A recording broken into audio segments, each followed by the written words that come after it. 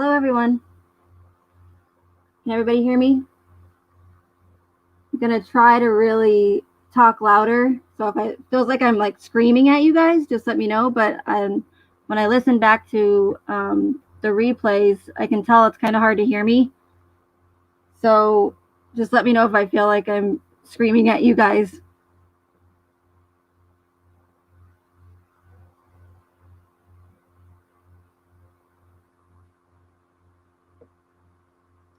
But I want to start off with, well, I know this was kind of spontaneous. So like I said, I have to try and do these lives when I get a chance, when I get a chicken break and, you know, whatever. And so I don't really have like anything super prepared, but so yeah, it's just going to be not too long, hopefully. But I want to start off a little bit different because I feel like from doing this.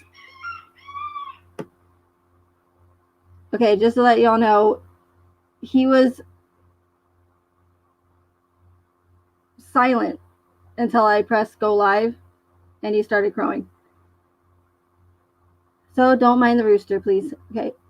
So since I've been, doing these lives, I feel like I kind of, since the Watts case is, pretty serious, I feel like I can't really be myself. And so I kind of wanted to just maybe start the lives a little bit differently and maybe just play a couple funny videos that I came across. And that way, if people are late, since I don't really give that much heads up all the time, that way I'm not keeping you guys waiting and I can play the funny videos, a couple of them, and wait for a couple late people or stragglers to come in. So I hope that's okay with you guys.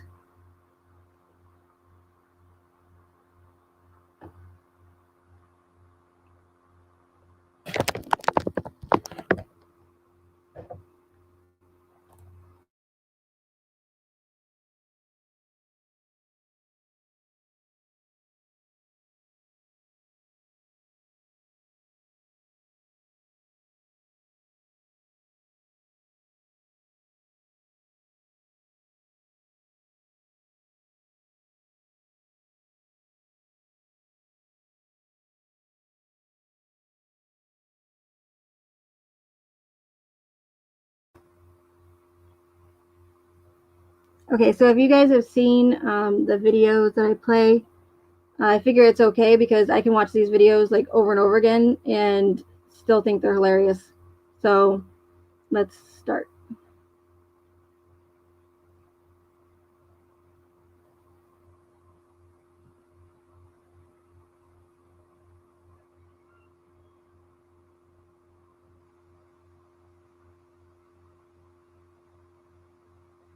So just a little background because it might be kind of hard to hear. I tried something different and switched the applications from the TV to the computer. So we'll try that.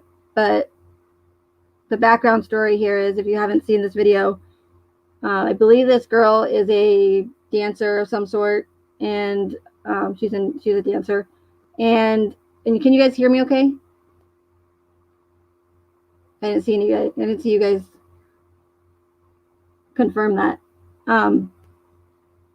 Yeah, so she's a dancer and she ended up injuring her foot somehow. So she goes to Canada to have surgery on her foot. And when she wakes up out of surgery, her dad kind of plays a little trick on her. And so, yeah, so that's the background story of that.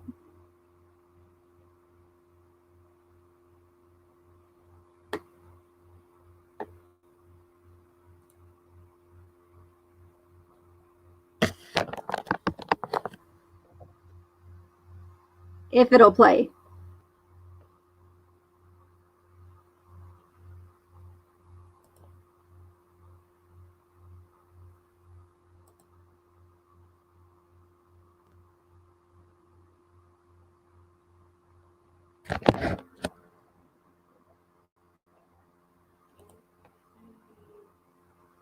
Okay, hold on.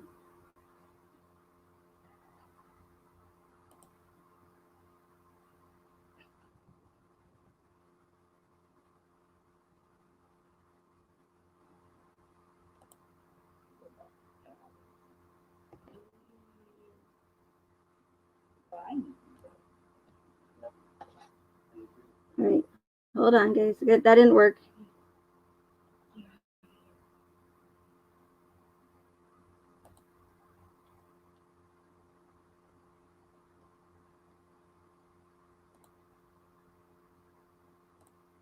I need probiotics. Weird. But I need to be there. Yeah, you do. I need to get out of here.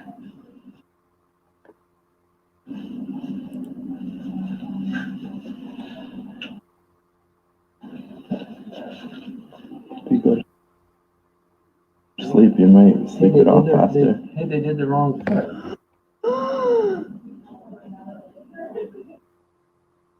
Dad!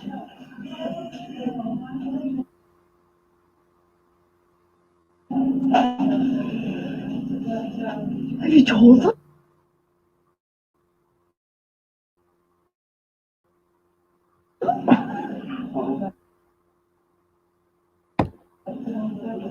Well, it's fixed.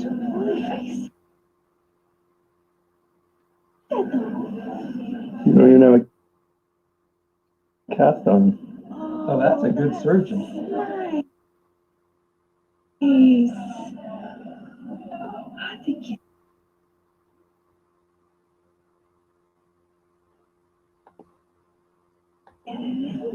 You see? You can't even see any marks.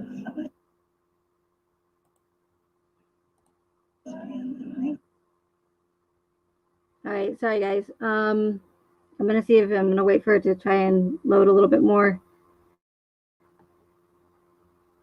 Apparently, I need to make a phone call to Cricket, or not Cricket. I'm sorry, CenturyLink. Cricket.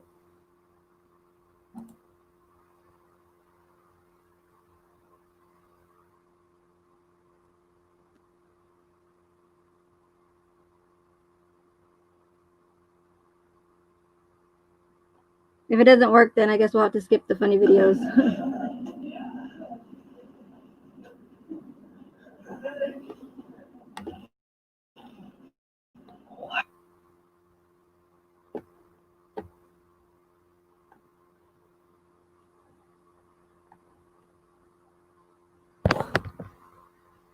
That guy's good, eh?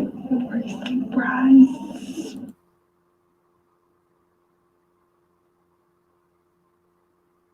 Banking new.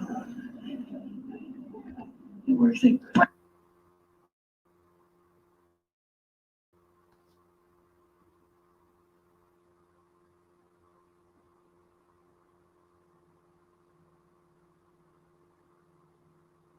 All right, sorry guys, never mind. Guess no funny videos. Okay, so that's a bummer. So yeah, we'll just go ahead and get started then.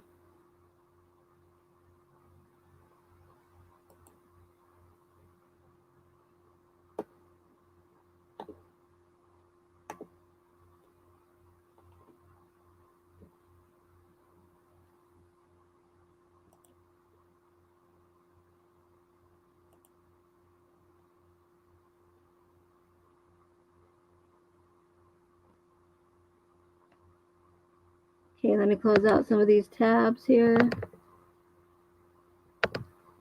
Okay.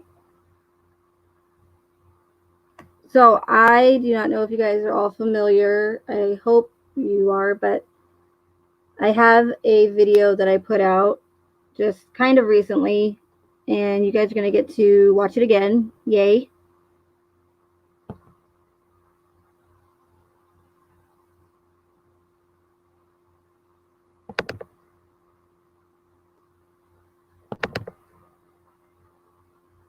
But it is about, in regards to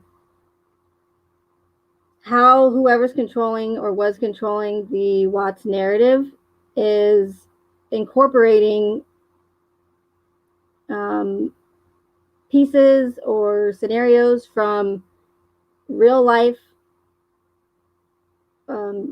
murder cases or serial killers, or from parts of classic horror films. So the video I made that I'm going to show you guys again, I'm sorry for those of you that have seen it, but it's good to watch it twice. I'm going to play it so you guys can see a little bit what I'm, some examples of what I'm talking about.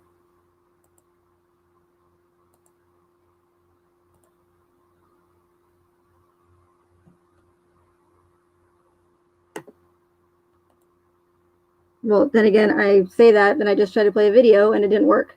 So I might have to just walk through it. But we'll try it.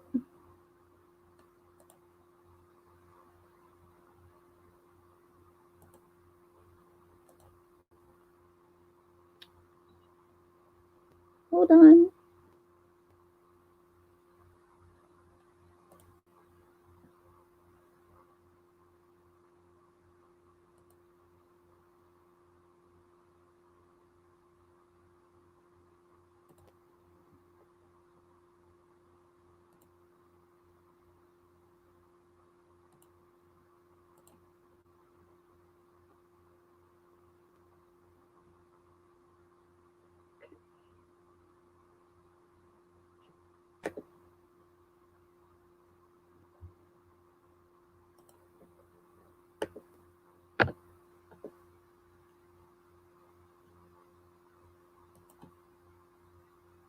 In my previous videos, I covered the overwhelming amount of predictive programming in the FX television show American Horror Story in the Watts case. There are so many similarities, and the connections are too accurate to be ignored or considered coincidental.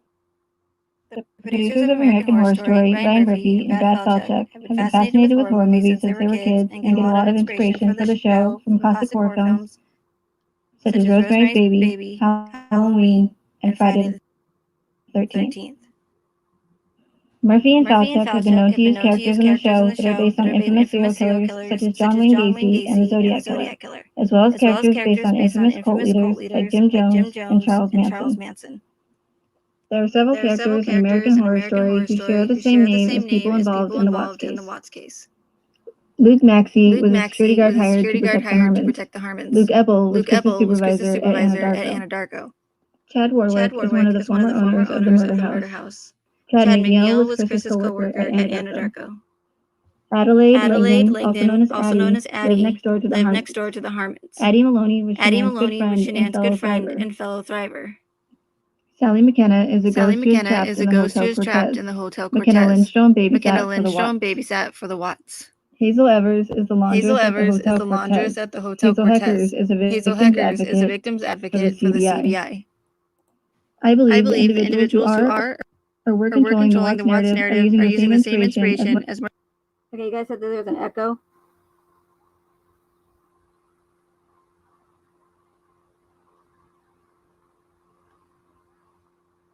Is everybody hearing an echo or just Dawn?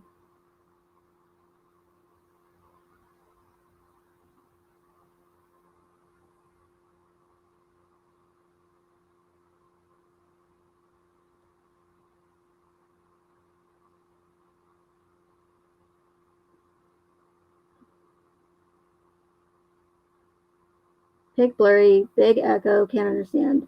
Well, what do you know? It's always something. Okay, so am I echoing? Dawn says, I feel like I'm taking crazy pills. That's funny.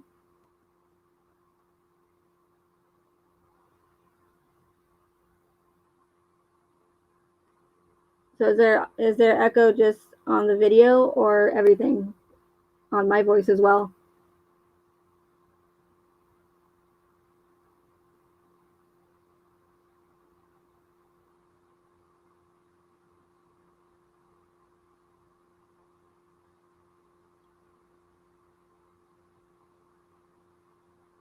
Okay.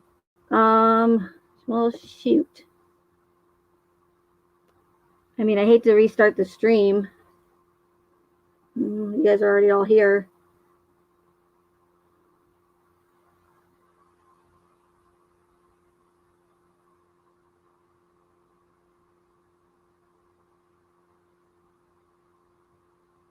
You guys want me to start a new stream and just start from the beginning, or what do you guys, it's up to you.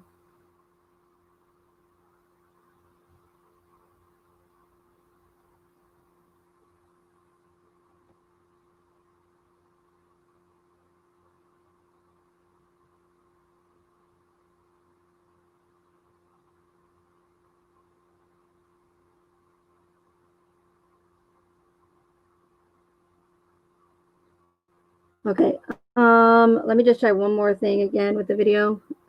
Might know what's wrong.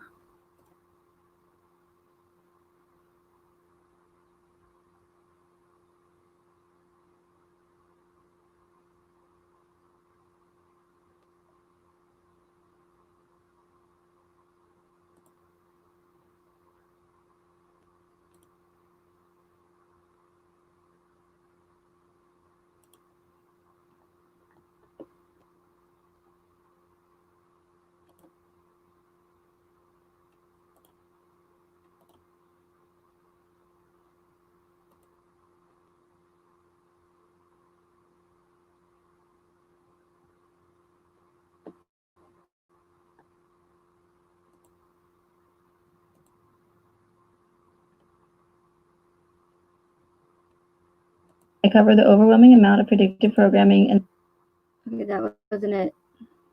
What is going on?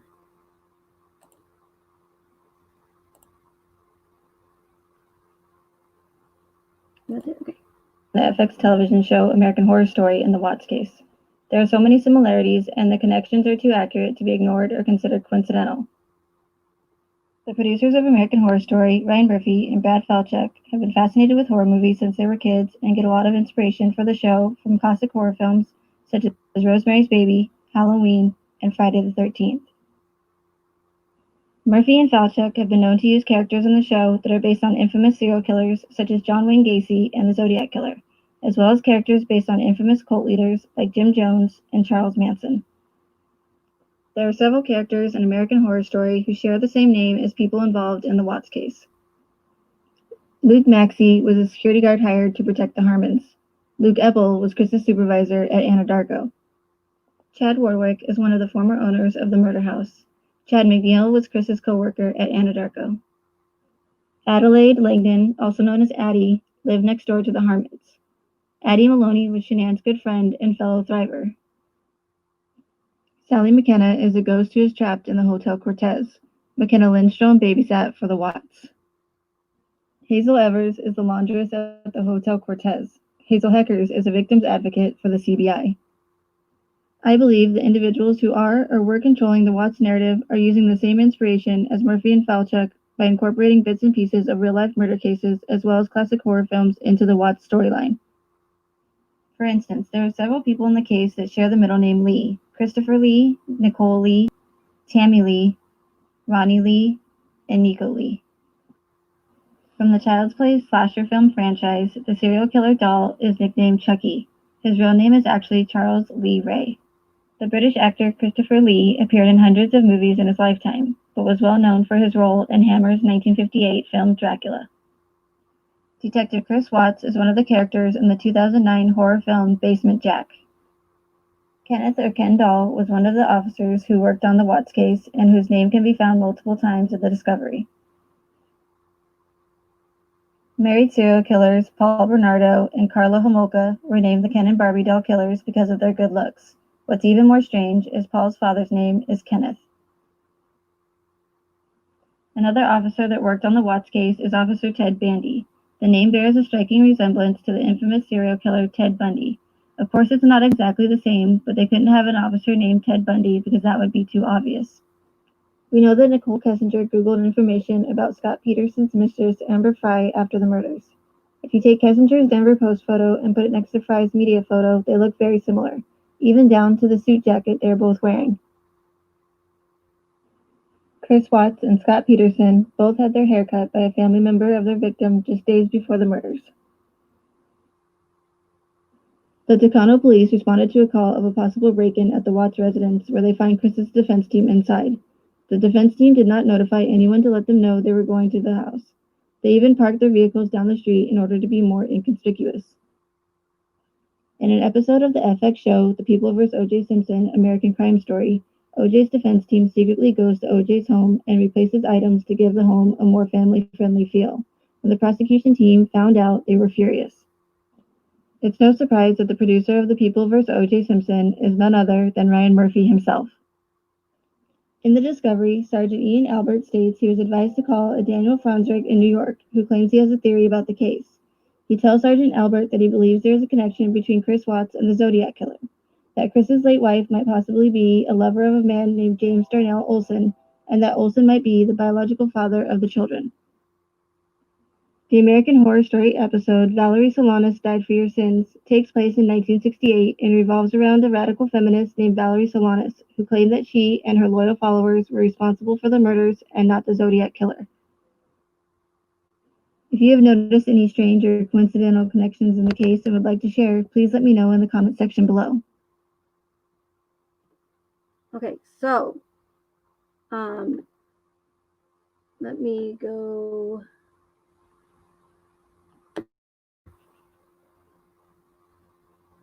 Apparently I can't multitask. Okay. So do you see kind of where all these connections are going? Like, I don't know how many times I've heard someone say how similar the Watts case is to the Scott Peterson case. All the similarities. While I'm thinking about it, I want to show you guys something else.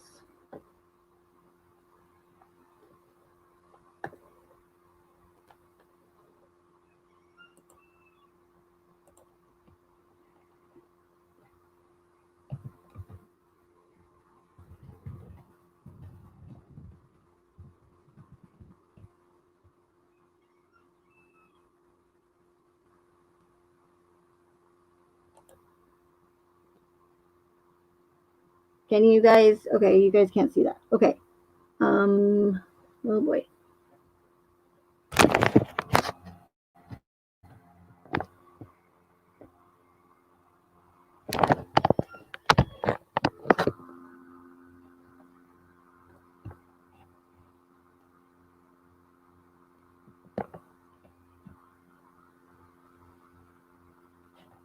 Bear with me.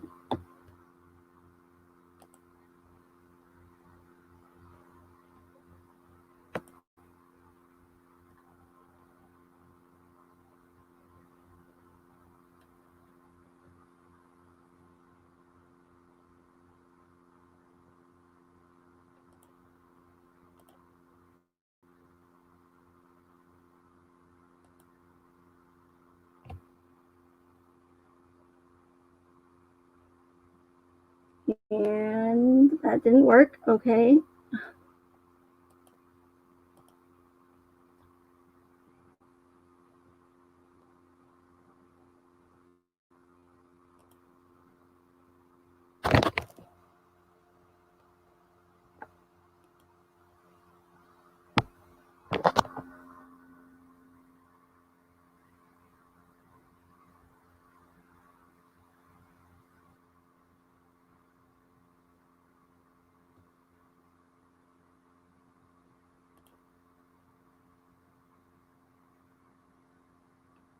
Okay, let me know if you guys can see the Google images.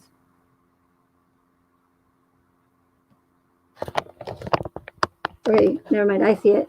Okay, so let's find, let's see, good picture.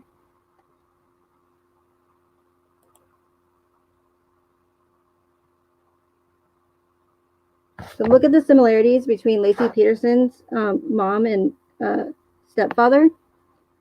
Don't they look like two people that we know rather well?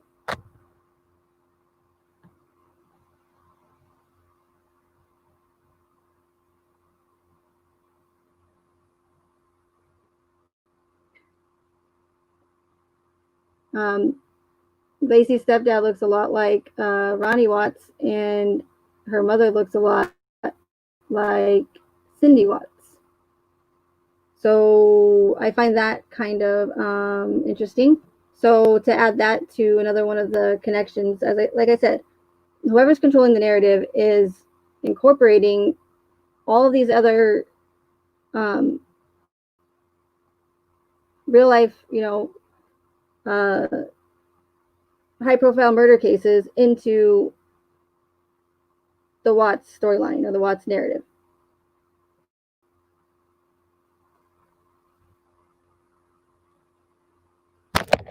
So I just wanted to show you that. I wasn't prepared for that, but I remembered. So I wanted to show you guys.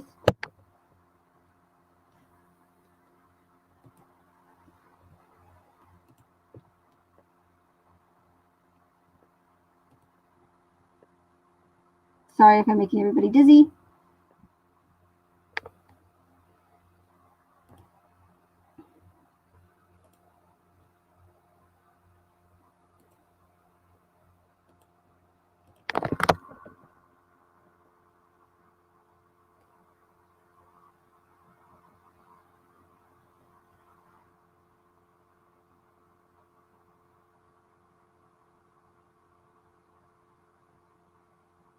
Oh, hi, Fox. Welcome.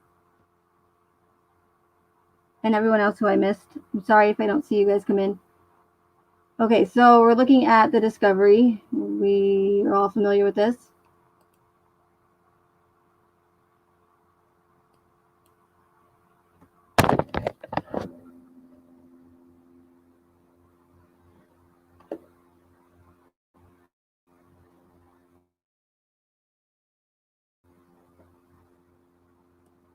So one thing I brought up, Ted Bundy, Ted Bundy.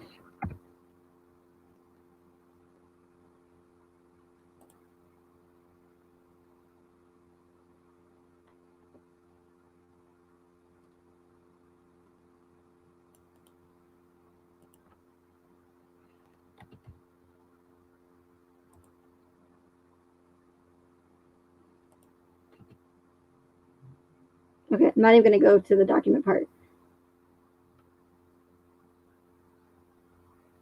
So here they incorporated Ted Bundy, which sounds a lot like Ted Bundy, but again, they most likely couldn't put Ted Bundy, as that would be pretty obvious. Even though a lot of the connections and things they do put in here are sometimes pretty obvious, but I think Ted Bundy would be just a little bit too obvious.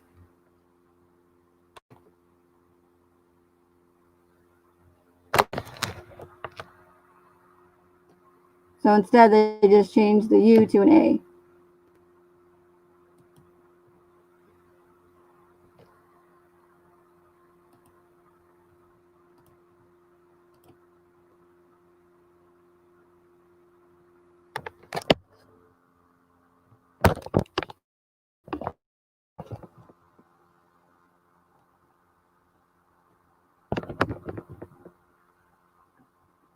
Okay, sorry guys, I have like a tab over here, a tab over there.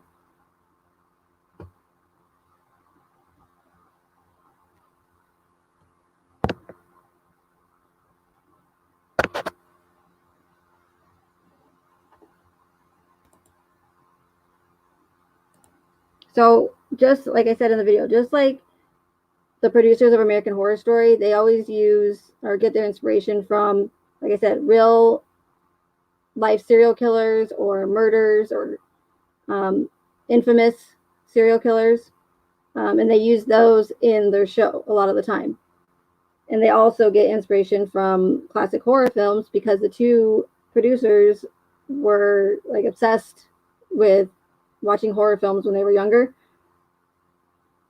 So just like the producers of American Horror Story do in their show, is the same thing that whoever's controlling the Watts narrative or was controlling the Watts narrative is doing the same thing that the AHS producers do in their show, and they're doing the same thing in the Watts narrative.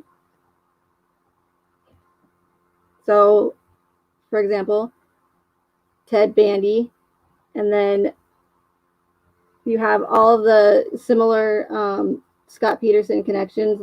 Both of them getting their haircuts by the victims, one of the victims' family members. You have all of these characters that are being in American Horror Story that are incorporated into the Watts narrative. And you guys aren't seeing what I'm seeing, are you?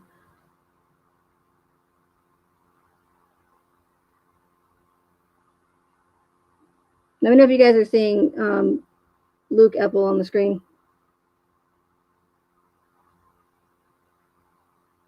Sorry, guys, I really apologize. It's always something.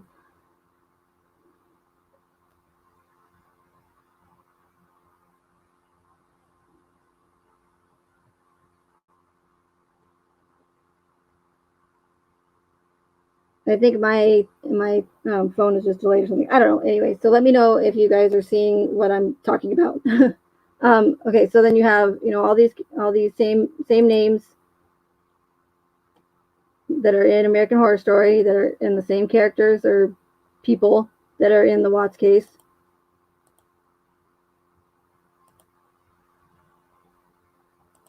And I just want to go over this again because it's like it's really important because it really shows a lot and it proves a lot. Okay, so like here, like Ken Doll. I mean, I'm not saying it's not possible, but I personally would never name my son Kenneth Doll. I mean, unless I was like obsessed with Barbies or something. Maybe his parents were. But here's another connection to another infamous or high-profile murder case, and that was the Ken and Barbie doll murders.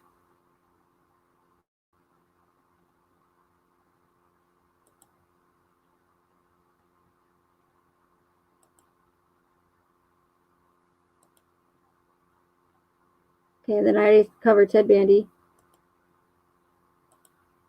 And then here you have Nicole Kessinger's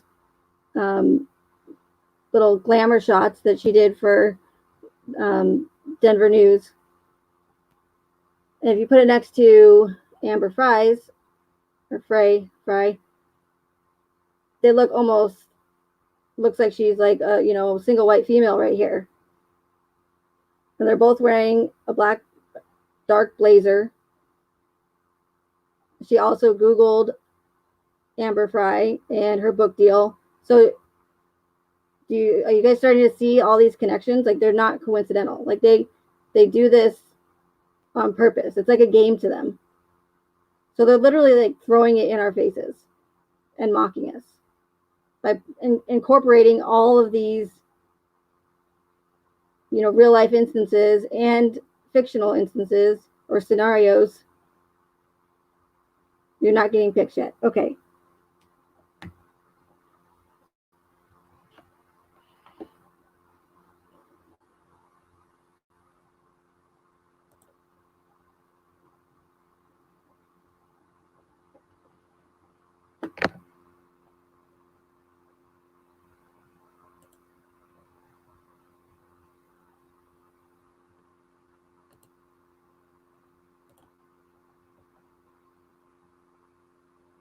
Okay, I'm just going to share my whole screen. You guys can see Kessinger and Fry now, right?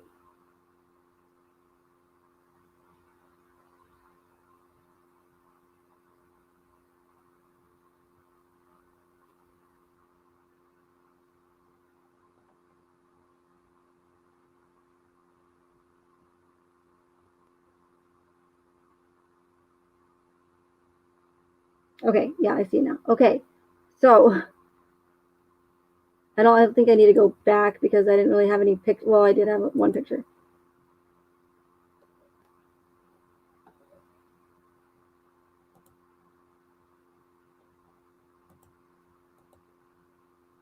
Okay, so here's your Ken and Barbie doll killers that I just talked about. And then your Ted Bundy. And then here's the Kessinger and Amber Fry photo. So like I said, it kind of looks like your whole single white female thing as if she's trying to be pretty much just like her.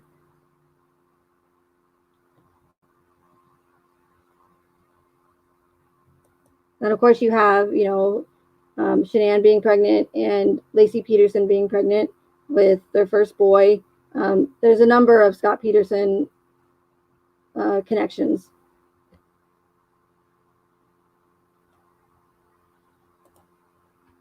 And then you have, which I never understood, was the defense team going to the Watts house, and why they showed the body cam footage, I have no idea.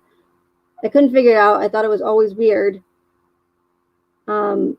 until I just randomly was watching the documentary on Netflix that, again,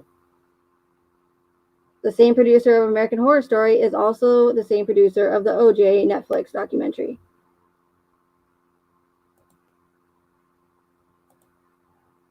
So as you can see by this image,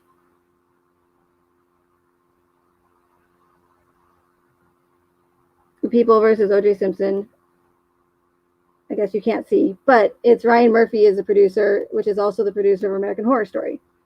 So when I was watching this documentary, it talks about how OJ's defense team secretly went to OJ's house and redecorated it, took stuff out, took pictures out of the house, put in new pictures to make OJ look more African American and I guess you could say, or family oriented. And so that when the jury came, they would have a different image of OJ. So they went behind the prosecution's, you know, back and didn't tell anybody. Same as the Watts defense team went into the Watts house and didn't tell anybody and was moving stuff around. You can see them having, you know, crates of stuff. Granted, that's probably the stuff they brought in and stuff, but you guys get what I'm saying. It's the same thing. Like that, there was no point to it. Do you see what I'm saying? There was no reason for it. Like, why are they showing us this? Like anything in this case, if you're asking yourself, why are we seeing this, or this doesn't make sense, or this is weird, it's probably there for a reason, because that's a whole part of their little game that they play. Incorporating all their little, you know, little breadcrumbs in there, and I guess if we hope we find them, if we find them, we find them. But that's what they're doing, and that's what I'm trying to show you guys. Is like these are not coincidences. They are put here on purpose, and this is why all of the information was released to us willingly, without having to pull teeth to get it, as we know from Dr. B going to Colorado and getting the discovery documents. And they gave her the runaround like no other. So why is it so difficult to, if they're supposed to be a transparent state and open record state, why is it so difficult to get any other documents? But they just willingly released all these documents, unredacted, mind you, with everyone's personal information released.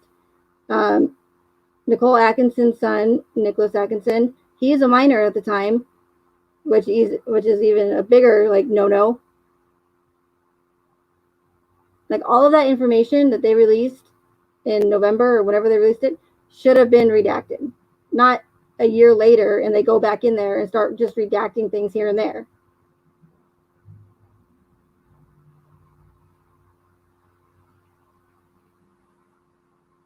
Kellyanne, I don't know who Betty Broderick is. Can you fill me in on that, please? So yeah, so you have to ask yourself why they were like so transparent and then not transparent with any other, you know, homicide case. They just like, oh, here, we're just going to give you all this information, even though it's not, when you think about it, it's not, the discovery is not, like I said before, it's not a lot of documents. It's not a lot of information, even though it feels that way because they did release it pretty much all at once. But again, it's a lot of fillers, a lot of useless information, a lot of empty pages or with only one sentence on them over 200 pages, I counted, of letters that women sent Chris in prison. Like, why is that even relevant to the case at all? It's not. But they did it so that we'll get emotional and we're like, oh my God, I can't believe that these women would be writing Chris a murderer that killed his entire family in prison. Like, I can't believe, who would do such a thing? Oh my God. You know, that's what they want. That's what they want us to do. And exactly, T, that's what they only give us what fits the narrative and what they want us to see. That's why there's so much missing. And even though they released what we feel is like a lot, why are we left with so many unanswered questions? Because if it was an open and shut case, it should be an open and shut case. There should be no discrepancies. It should just be, you know, straight to the point. And this is what happened. Bing, bang, boom, you know? So this is what I'm trying to make you guys see, is that they did this on purpose because they want us to see all of this. They wanted us to see this. They wanted us to be, they wanted us to see the show.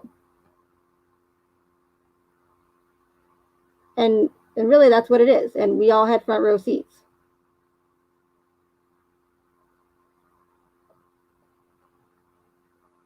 I mean, and they're like, you know, and you guys would be able to spot these things better than I would, because the true crime community is not my forte. Granted, I know, you know, generally some about cases that I've watched just over the years, but I don't know them like you guys probably would. I just happen to be picking up on them because most of them are from notorious serial killers or from, like I said, classic horror films.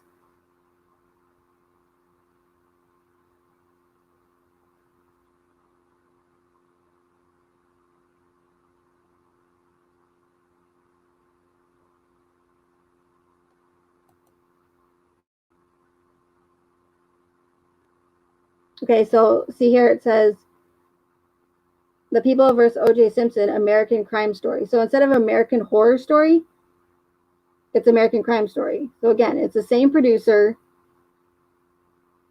Ryan Murphy, as American Horror Story. Same producer.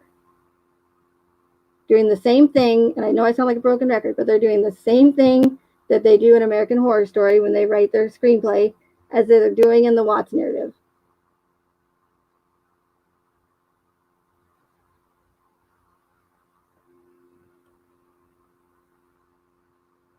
And I hope I'm explaining it better, but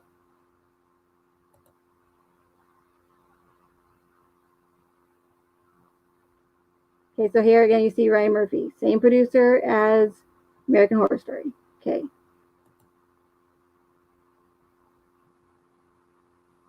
And then now you have the Zodiac Killer connection, which American Horror Story also had an entire episode in the season of Cult about the Zodiac Killer. So same thing. Like, they're just taking pieces of, you know, high profile murder cases or horror films and just doing the same exact thing in the Watts case. And I know I keep repeating myself, but I'm just like, I just want to make that clear.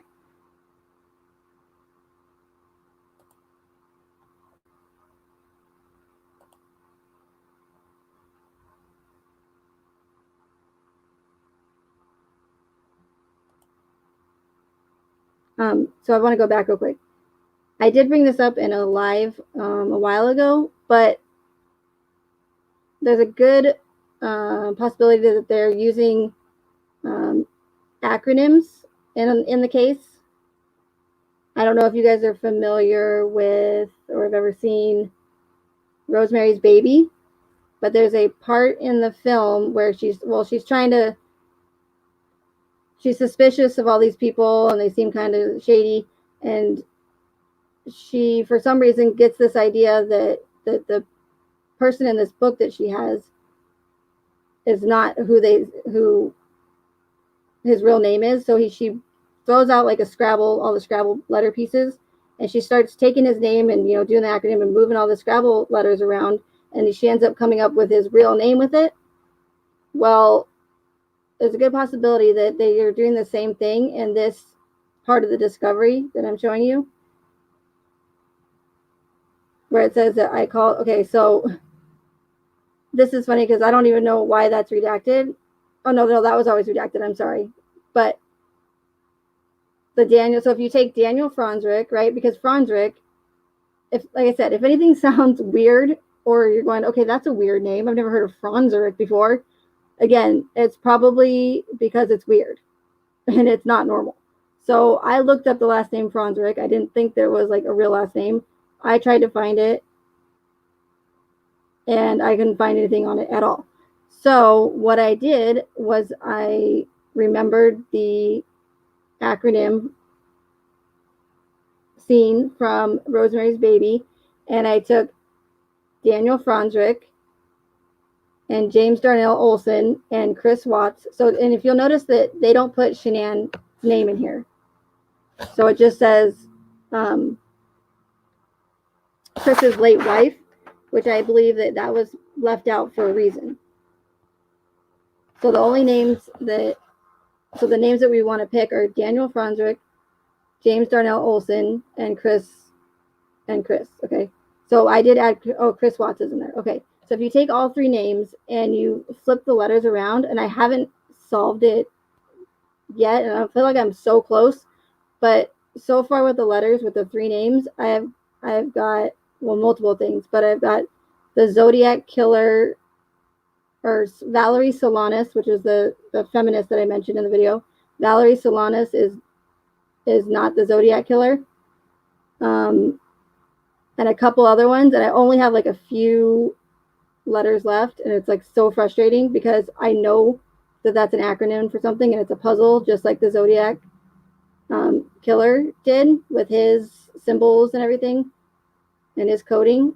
But yeah, so if anybody's good with acronyms, if you can get bored and you want to put those together and find some sort of connection with the Zodiac Killer, whatever, that would be amazing because it's driving me crazy. I can't solve it. So it's all little, you know, like I said, it's all a game to them. Like they throw these little breadcrumbs in and they think it's all clever. And I mean, I'll give them credit. It is pretty freaking clever. Everything that all of the connections in American Horror Story, all of the connections in the Discovery, all the names, like just everything, that's why I said that these take years to plan. Like they don't just say, hey, we're going to go and we're just going to fool all, millions of people and in a week or something. They're not going to say, hey, why don't we just do that tomorrow? That sounds like a good. No, it takes years sometimes to plan these things. So I just want you guys to remember that.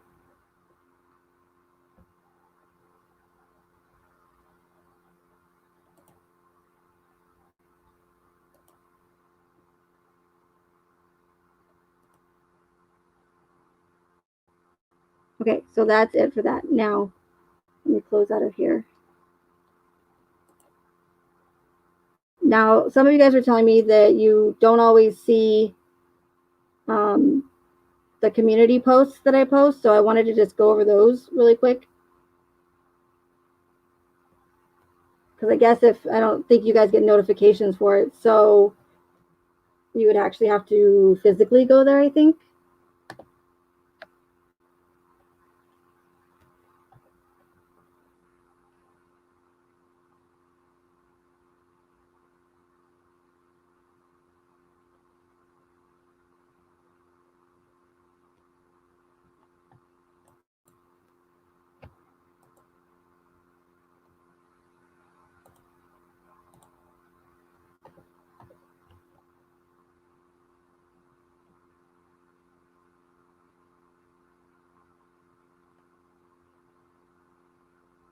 So I'm just going to go there.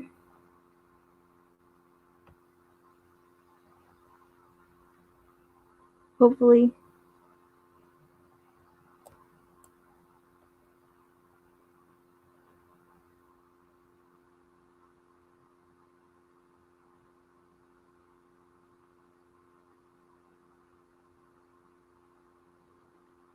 I don't understand why my computer is so slow. I feel like I'm on dial-up again.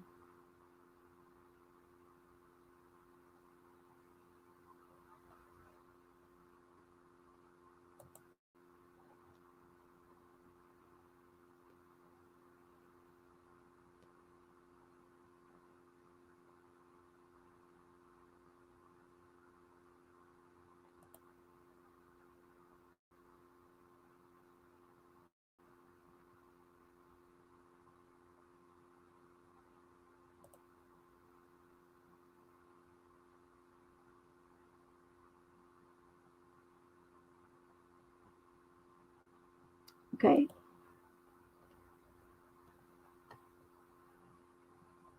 So I kept finding, and I was excited when I got to 1,000 subscribers because all I wanted to do was just keep posting all these findings that I found, things that I found in the community page. That way I wouldn't have to make a video every single time I found something, because there's so many that I would be making a video after video after video with just like one finding, or I'd have to, wait until I found a couple more or enough to at least make a video. So that's why I was excited when I hit 1,000 subs, so that I could post in the community, and I just kept finding more. But like I said, some of you guys told me that you don't really go there, or you don't know about it. You don't get notifications when I do post anything on there.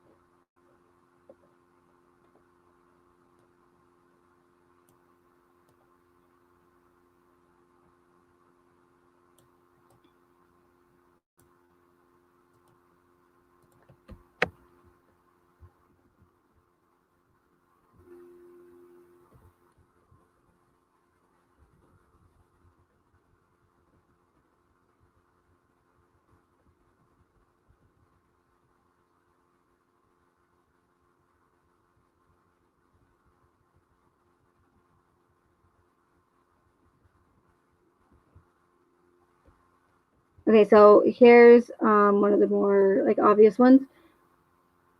If you guys aren't familiar with Roanoke, the lost colony of Roanoke, they were a colony that is now North Carolina, that ended up just vanishing, like in a nutshell. So if you guys have seen this before, again, I apologize, but so here, I could just read it to you. So it says Roanoke is the 6th season of AHS and is mainly based around the colony of Roanoke. They were a group of English settlers who went missing on what is now the coast of North Carolina. Read more. Okay. They are known as the Lost Colony of Roanoke. Found on a map drawn by Governor John White was a cover-up, which is funny that they put that word in the actual article that I sourced below there. They actually used the word cover-up, which I thought was interesting. But they called it cover-up because they didn't have, or a patch, because they didn't have whiteout then, or erasers or whatever. But so there was a cover-up patch with a 4-pointed star hidden underneath. There are many theories as to what the star represented and why it was covered up. However, historians are still not exactly sure.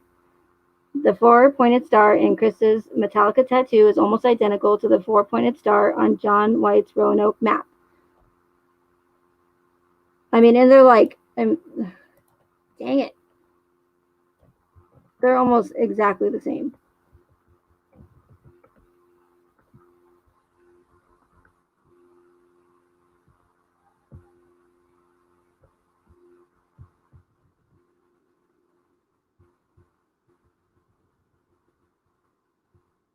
Okay, so you see it's got the thick line, it's got the little smaller square in between. Like, I mean, these aren't, like I said, these are not coincidental, you guys.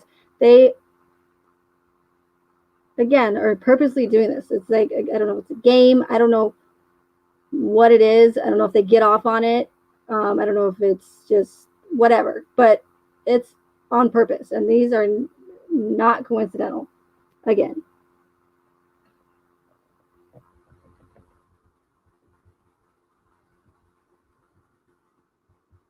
Okay, and then this is another one I posted that I found. This is Shahan's house in North Carolina, like the really, fancy one. So I was looking at it, doing my, investigating, and if you look down at the bottom of the picture, it shows that the realtor's name is Tate. His last name's Tate. Well, you have the character in the first season of American Horror Story, Murder House. Tate is the name of the young boy who lives next to the Harmons. And I know a couple people said that they know people named Tate, but I've never personally met anybody named Tate. And again, just because they know that, what are the odds that that's going to be the realtor's last name? And it just happens to be a character in American Horror Story. Again, they're not coincidental.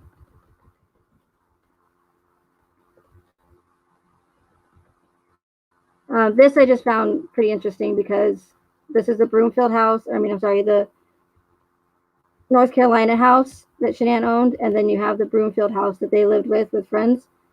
I mean, just look, like the sidewalk's on the same place. The sidewalk on the right side, the sidewalk in front of the house, just the whole landscaping is, everything's like pieced in the same exact spot. So that could be coincidental, of course. I won't deny that, but just if you overlay them, I probably should have done that, but if you overlay them, all these circles are going to land in pretty much the same spot. I mean, what are the odds of that?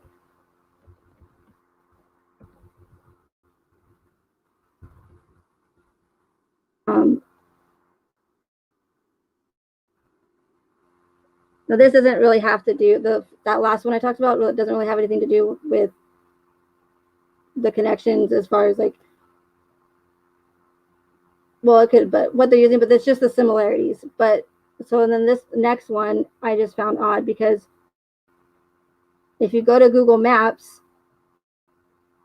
both houses, so the North Carolina house and the Saratoga house, and I think I even found out after, from what I remember, I looked up the Broomfield house. All three houses have not been updated on Google Maps since 2012.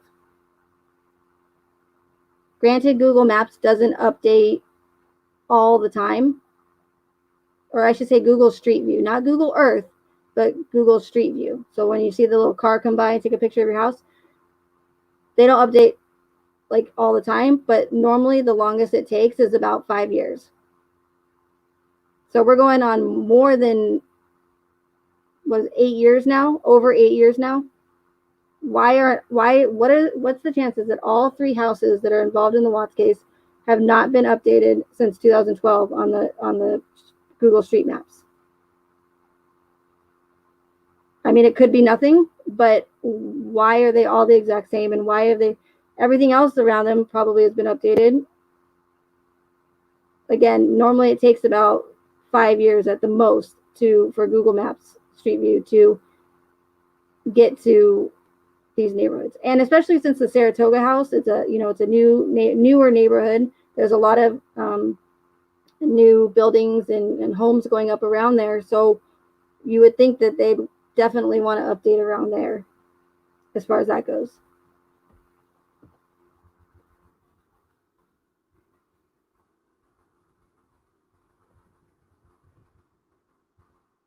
And this doesn't have anything to do with the Watts case, but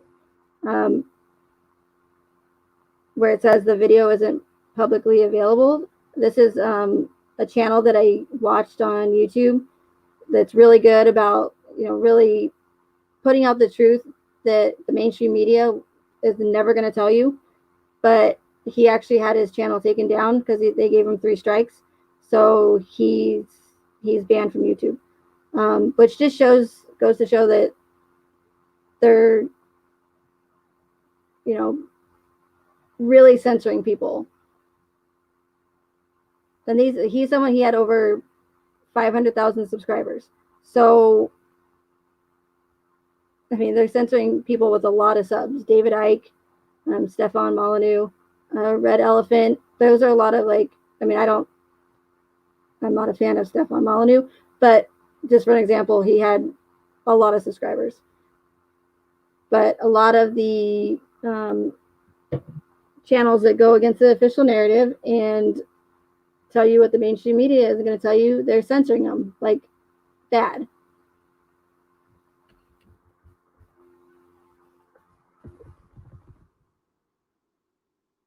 So this connection, and I could have made a video on these, but the videos just, they take so long to make. So that's why, again, I was excited when I was able to post in the community. But like I said, apparently not everybody knows about it or checks it.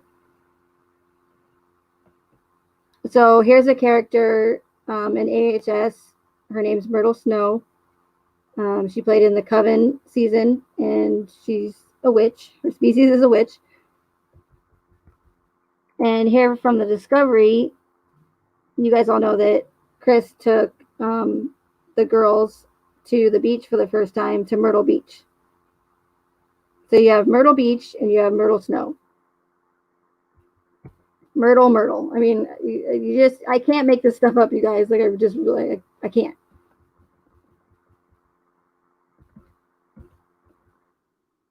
Next one is the top one is a picture of the actual mansion in New Orleans.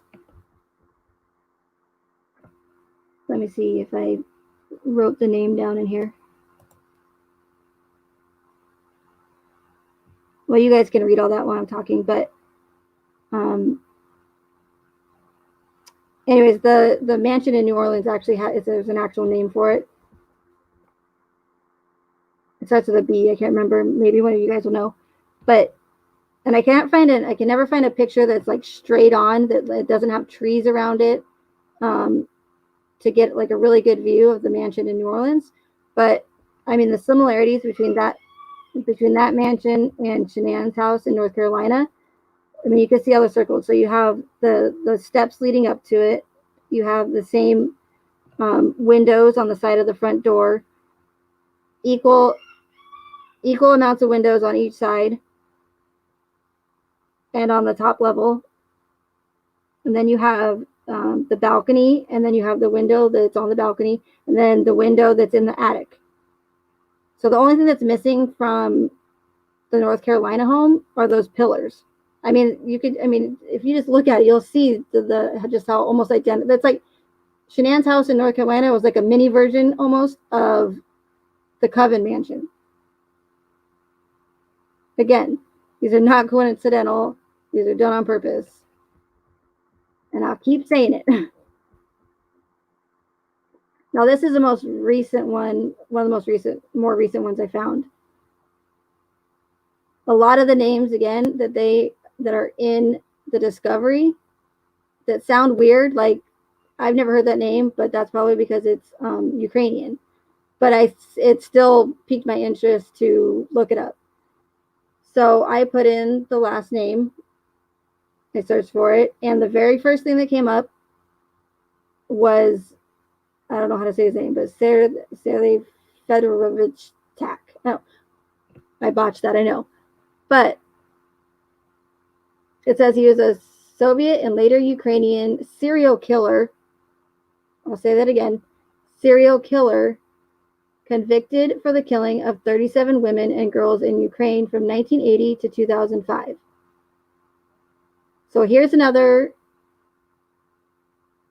serial killer connection that they put into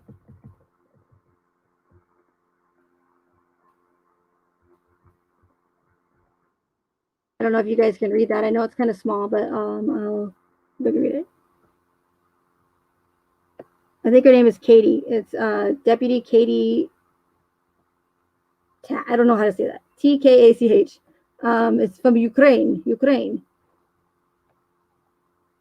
Was able to collect the scene from shoes. Okay, so as far as I know, when I looked her up, she works for Longmont Police Department, and she's also a cadaver dog or dog handler person, K9 unit, whatever.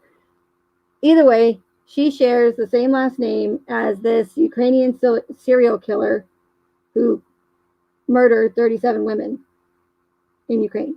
So are you guys starting to like really see all these connections that I'm talking about?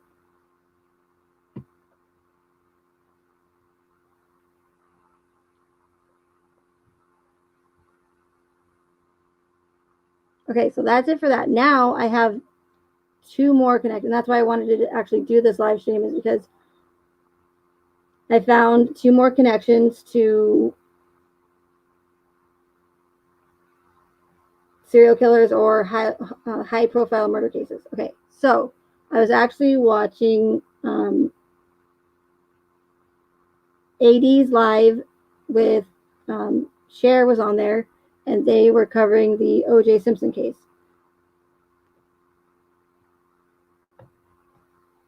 So let me go to. I probably should have had this picture pulled up first. I really don't probably need to pull up the picture. I think you guys could probably get it if I just say it, but which I'm probably just going to do. So Cher was talking about it, and she mentioned how Nicole Brown Simpson, something about her missing a diamond earring, and like I said, I don't know a lot about the O.J. Simpson case. I know some, but I was younger back then, and I wouldn't have. I remember the Bronco chase and whatnot, and then I've heard stuff over the years. But hi, Adelina, and so I don't know like all the stuff that like Cher knows or all that you guys would know. So again, like I'm just picking up this stuff as I go along, and from hearing it from other people or whatever. And so yeah, so Cher mentioned something about how Nicole Brown Simpson was missing a diamond earring, and it made me remember that if you guys have seen the Nick and Amanda Thayer interview, Amanda Thayer is missing an earring, which again, if you have that feeling, well, that's like, because I remember telling myself that's really weird. Like, did nobody tell Amanda that she didn't have an earring, that she was missing an earring before she did the interview? Like, that's kind of strange. I mean, I would tell her, so that's not really cool that nobody told her that. I mean, unless she's like doing the whole like Ricky Martin thing or something, like with the one earring in one ear, left, right, whatever. Whatever. I just thought at the time, I thought it was, which I still did for a while, it was odd that she didn't have 2 earrings in. So again, if it's something is odd or seems odd to you in this case, it's probably because it is, and it's probably because it was put there for a reason or done for a reason. I mean, if she's going to go do an interview and she's not going to make sure she has two earrings in, unless that's like some sort of like new thing with the kids or something, like, you know, hip with only 1 earring in, like I'm going to only wear 1 earring, you know? Yeah, probably not. So there's another connection to, and anybody can say, well, maybe she just really forgot to put her earring in. Maybe. That's definitely a possibility. I'm not going to deny that. But when you surround it with all of the other connections and scenarios, it's probably most likely she didn't put it in there on purpose. Again, they leave these little breadcrumbs and these little, you know, little clues like for us to pick up on.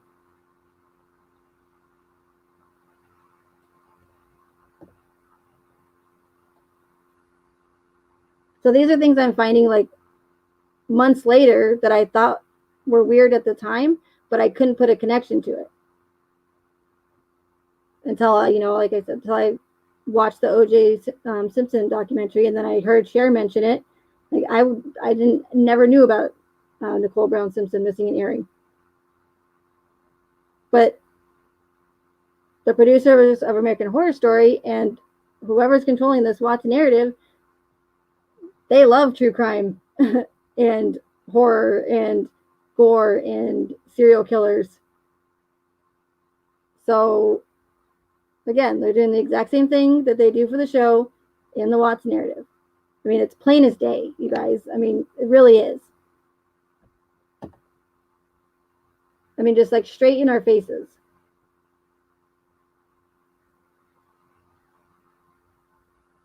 Okay, now the last one that I have that I just happened to I was preparing kind of a little bit for this video, and then I decided to look up another name from the Discovery. And again, this name, like I said before, this name, I always thought I would hear it and I go, God, that sounds like a familiar name. Why do I know that name? Like, is it from a horror film? Like, how, like, I don't know why, but it's just a strange name. So a couple months ago, I think I looked up the first name, but I didn't look up the whole name. And so today, before I scheduled the live, I just looked up the full name, and drum roll please,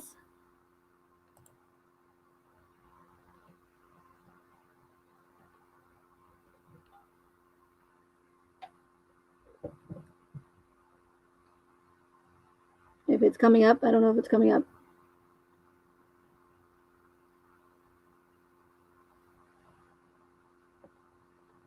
Let me know if you got, oh, okay, there it is. Okay. So I saw on the Discovery on the same page as the Ted Bundy, aka Ted Bundy, officer, is Otto Wilson. And Otto Wilson is Trooper Otto Wilson. And I believe he works with Hazmat, which whatever. So first thing that popped up, very first link.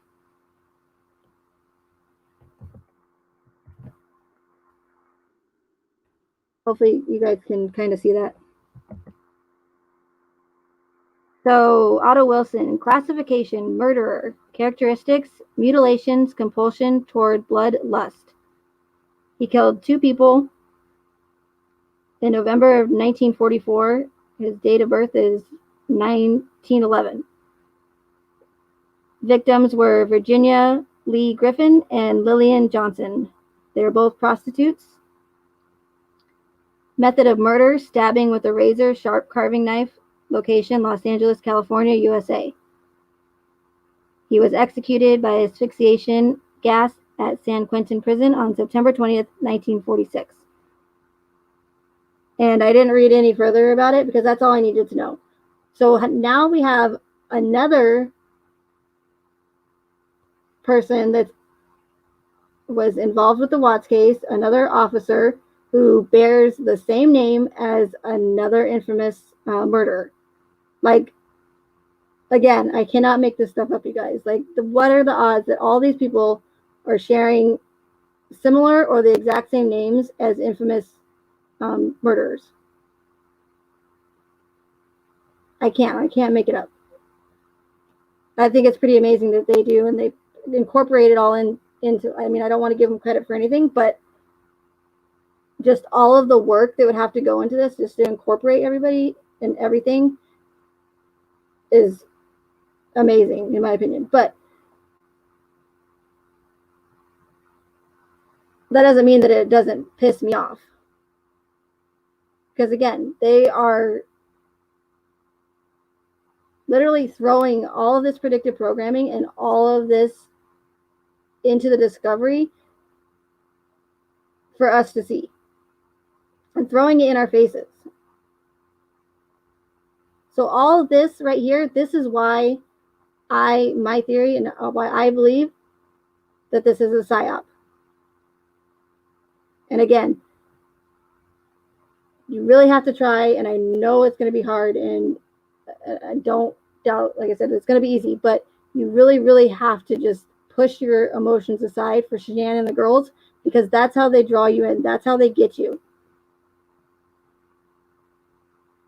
Again, they make it so horrific that people don't think logically and rationally. They just get emotional, and they just are so, distraught and saddened for the deaths of these innocent people. And the emotion takes over, and people sometimes they don't think, logically. And I think maybe that's why after a while, people really started saying, okay, something's up here. What's going on with this case? Why are there so many inconsistencies? Why is I almost said LVMPD, not Las Vegas. Why is the Frederick Police Department not investigating Kessinger? Why did they pretty much botch this whole thing? Why was it open and shut so quickly?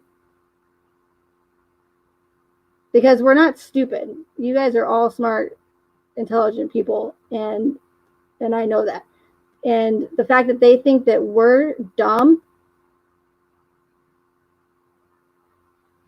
and idiots is bullshit, because any of this should piss anyone off.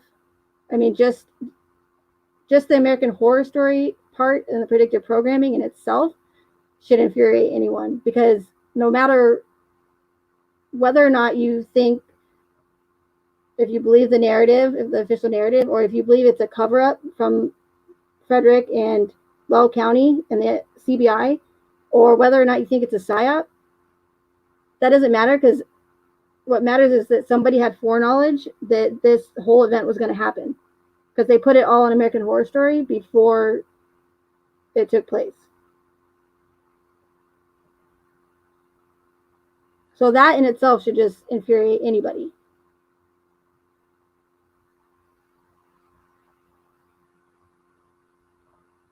Because it would be impossible, because people said, well, how do we know that Chris didn't just watch American Horror Story? How do we know he wasn't a fan?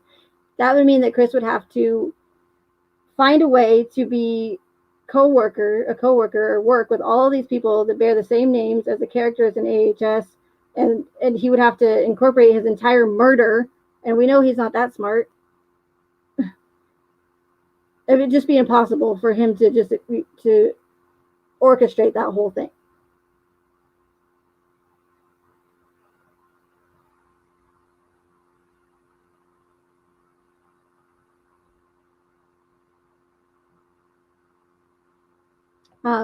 So what was I saying before? Oh, so this is right. So this is why I think this is a psyop, because of all of this. I mean, this is just one, but all of the other characteristics, if you guys have seen my other videos, the top 10 red flags, yada yada, again, they use all of the same characteristics and patterns and protocol and itinerary, whatever you want to call it. They're almost always the same, and again, they will sometimes be a little different, because not all of these psyops and false flags are going to be the exact same. Like one day it might be a mass shooting, and one day it might be a familicide case like the Watts case, or whatever. Like it's so that the most of the characteristics are going to be the same, but they're going to fluctuate, and they're going to be a little bit different. They're going to cater to that specific event. So obviously, like the Watts case, like you're not going to have your typical your drills that you would get with on the same day as a mass shooting. Like 9/11, they had the drills that they did with all the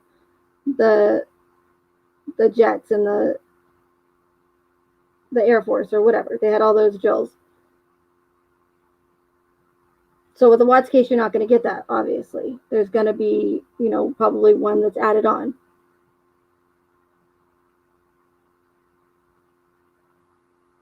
But the same general characteristics, such as, more questions and answers, and no trial, or, for instance, with a mass shooting, the shooter will either commit suicide or he'll be killed. And what that does is it prevents them from having to go to trial, which obviously wouldn't be possible, because how are you going to go to trial for something that never happened?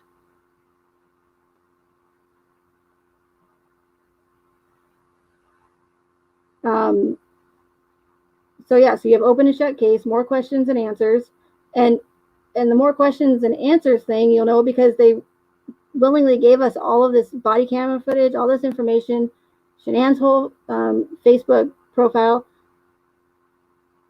We shouldn't have more questions and answers when we got all this information. Like I said, again, it's not a ton of information, but it does seem that way.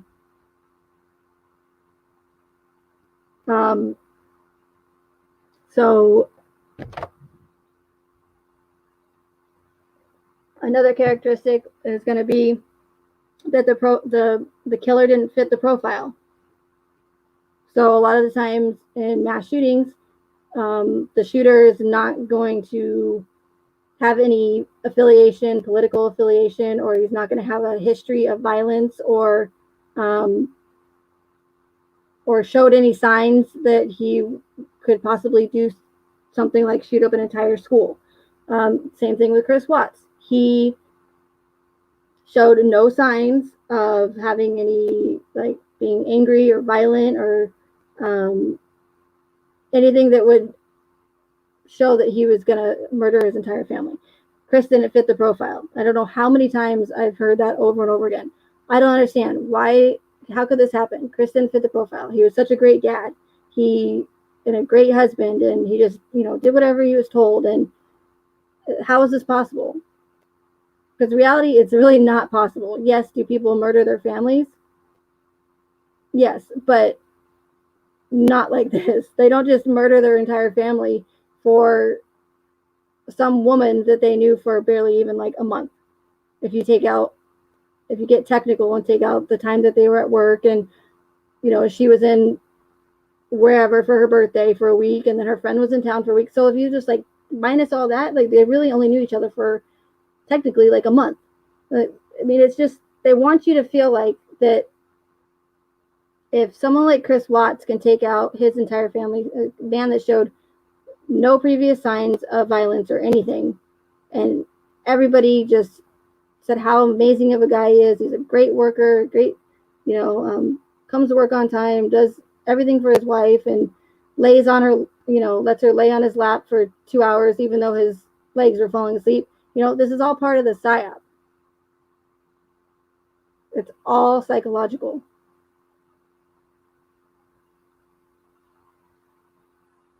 So, again, do people murder their families? Yes, but not usually in this. And I mean, I don't know. Maybe there's something similar has happened like this before, but I not that I've heard of. And especially for someone that they just met and knew for a month. Like, I'm sorry, but no booty is that good. So again, that's another characteristic, is the killer won't fit the profile.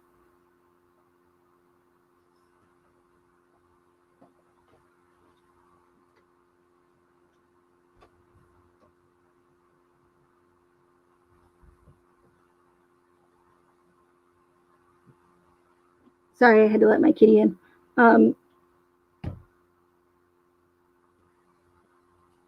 you have, again, doesn't fit the profile, case quickly closed, all this information released.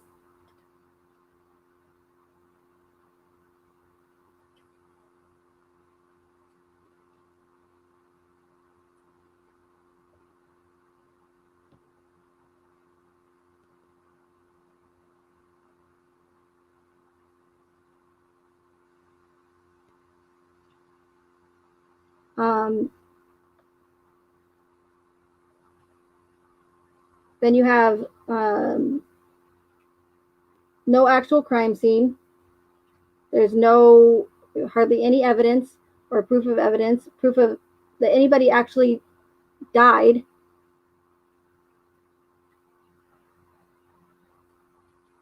No autopsy photos. And again, we didn't even get an x-ray or a photo of a foot or hand, or even just like the laceration or the marks on Shanann's neck. Like, that wouldn't be that bad.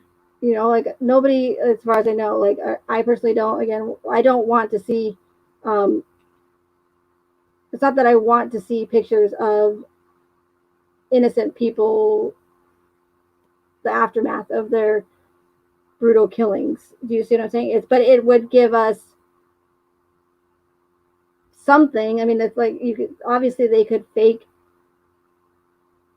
pictures and photos, but they don't, because they don't care. That's the thing. That's why they don't care that they made all of these mistakes. It doesn't matter. Like, so what, they already did their whole purpose. So the fact that we're noticing all of these like inconsistencies, they don't care. And I know a lot of people think that, well, they say, well, it's a cover up. They're covering up their mistakes, or they're covering up for another accomplice or something. But in my opinion, I just don't think that they're going to willingly release all of the information that they did just to make themselves look incompetent and like idiots that don't know how to do their job, and then just to cover it up. Does that make sense?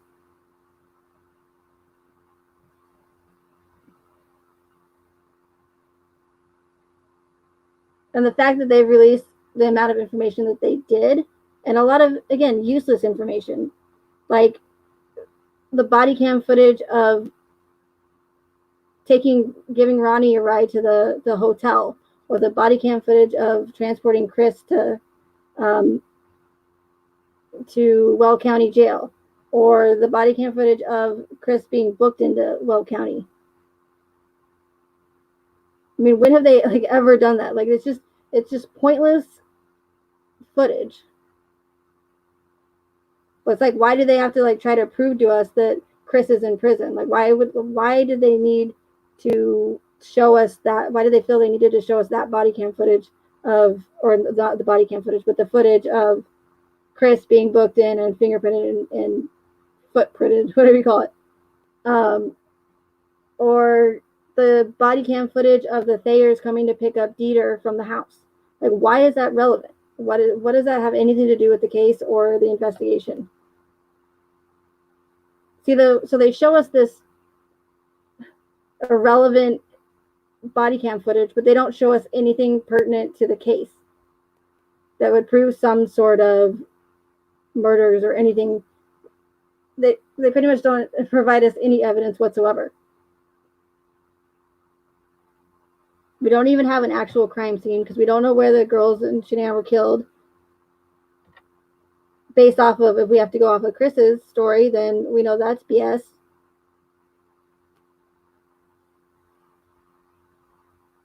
So we don't know if were they killed in the house, were they killed in the truck, were they killed at Survey 319? We don't know. But this is done on purpose, because if there was an actual crime scene with actual evidence and actual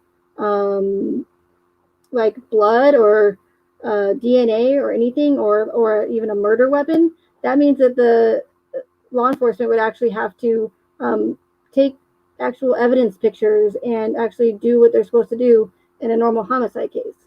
Like, taking a picture of a hole in the ground and of a sheet is not evidence to me. It might be enough evidence for some people, but not for me, because anybody can just take a picture of a hole in the ground and a sheet in the field. And even the evidence that the one piece of evidence, or one of the few pieces of evidence that they could have showed us, would be the hair that was found in the hatch, and they didn't even release that. So incomplete autopsies is going to be another red flag. Like, why be so transparent with the rest of this stuff, but then not be transparent with the autopsies? Like we can't handle it. We're not adults. We can't handle the full autopsy reports. No, they only show us what fits the official narrative and what they want us to see. And that's why there's so many unanswered questions, and they're never going to answer them, in my opinion.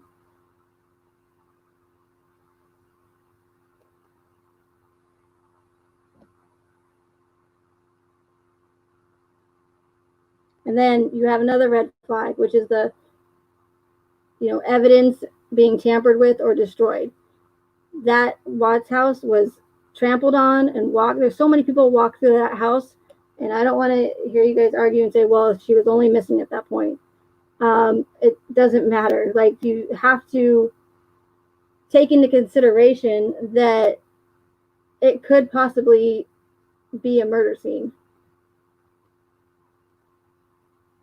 and you have to preserve that murder scene and that evidence, and you don't have defense teams and news reporters and friends and family walking and touching everything, and and Nicole Atkinson's daughter walking all through the house, like just playing with the toys and stuff. Like, God forbid, what if Shanann and the girls were in there and she happened to find them first because they just let her roam around the house by herself? She would have been traumatized.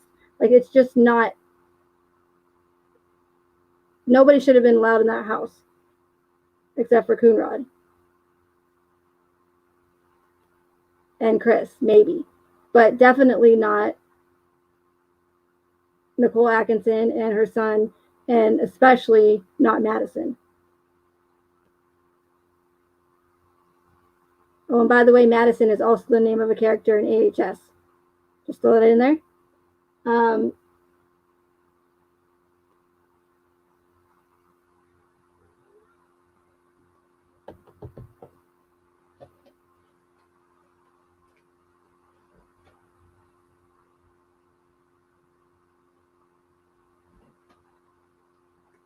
So yeah, so then you have the house being everybody walking through, which was never treated as a crime scene, because we don't know where they were killed technically. I mean, you could say that yeah, Shanann was killed in the house, but do we actually really know? Did they confirm that she was killed in the house? All we know is that Chris told us that he killed her in the house. To me, that's not evidence. That's not actual provable, like, physical evidence. Like, it's not some guy that's known for being a pathological liar that says that that's where he killed his wife, and I'm just supposed to say, okay, that's probably where he killed her then. But even though there's no evidence, I might as well just believe it. No, for me personally, that's not enough for me.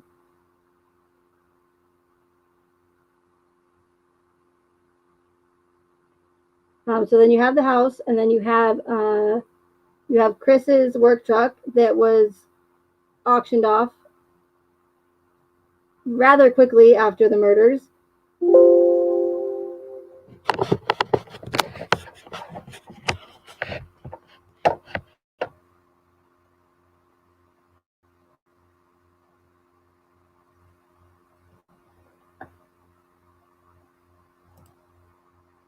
Sorry, I won't make you guys stare at that anymore. Yeah, so you have Chris's work truck auction off. Like, they have evidence that they've kept for over 20 years, and DNA, and maybe not a truck, but you know what I'm saying. Like, you can't just like auction off a vehicle that people were potentially murdered in. And what if they needed to go back and get more evidence from that truck? Can't do it now. It's gone, or it's been cleaned. It's been tainted. So missing evidence or tampering with evidence or destroyed evidence is another red flag. So even though like 9/11 was a way bigger than the Chris Watts case, for example, they took all the rubble from the towers and shipped it off to China, even though that was a massive, murder scene. So just like they shipped all the rubble from the towers off to China before anybody could examine the dust or anything, it was gone, just like Chris Watts' truck. So even though those two are completely different and one is way bigger than the other, it still shares the same characteristic as far as evidence being destroyed goes or missing.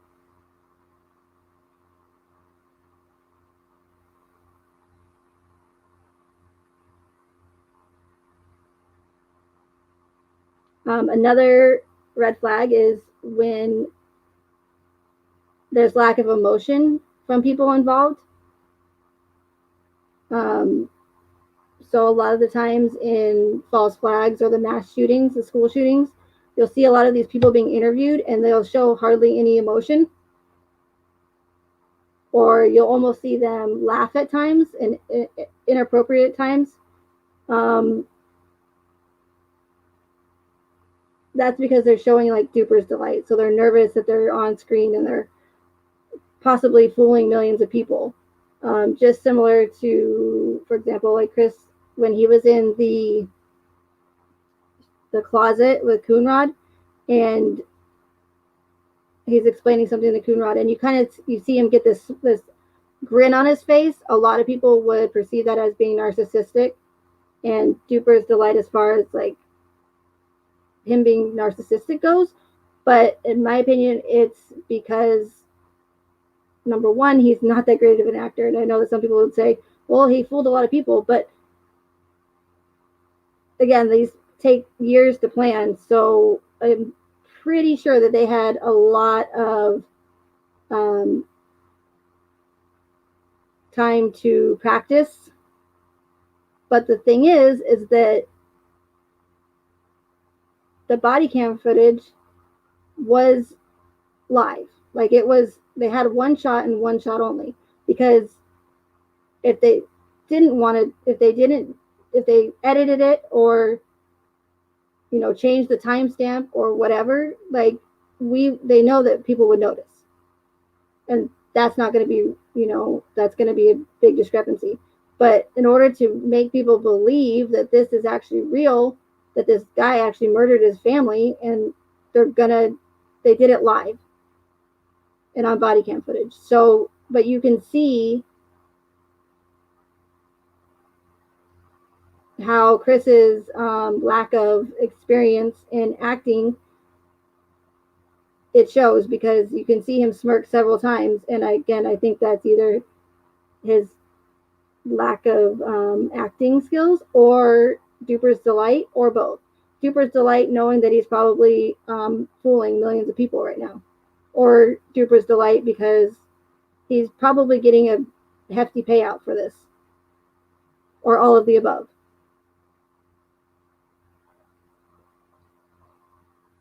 Luckily, you have professionals, quote unquote, and I say that in quotes because you have professionals going on, Dr. Phil and Dr. Oz, and what they do is they are the professionals. So people are going to listen to what they say, the millions of people that watch these shows.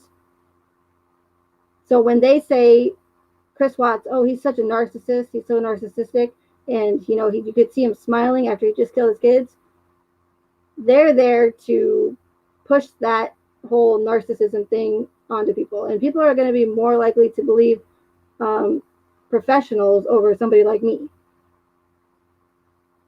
So those professionals on those shows do a great job at pushing that official narrative, which is a reason why I also think that, because in the first interview at the jail with Chris, his face is facing the camera, and Coder's back is to us. But in the next one, on the next day interview, Chris's back is towards the camera. I've only seen one other time out of all the interrogations or interviews I've seen with one person having their back to the camera. I don't remember the name, but out of all the ones I've watched, just one, and besides Chris. So in my opinion, I think that they decided to have his back towards the camera because I don't think that they wanted people analyzing Chris, not to mention the terrible quality of all of these. I mean, it's freaking 2018, and they don't have HD cameras in these interrogation rooms. It just boggles my mind. But I don't think they wanted Chris to accidentally slip up, and because again, we've noticed the timestamp, if there was any time taken off or anything. But I think they also didn't want people to actually, in the future, look at Chris and analyze his body language and his statement analysis, and just see his facial, because it's hard to analyze someone when you can't see their facial features. So I think they did that on purpose for a second interrogation, if you want to call it that, just in case Chris started to get that Duper's delight, because that's the part where he admits to killing Shanann, and pointing out where his and pretty much his confession. So they can't have this guy smirking and or making, having people in the future, professionals in the future, analyze him. Like they just didn't want to risk that, in my opinion. And I think that's why his back was to the camera for a second interrogation.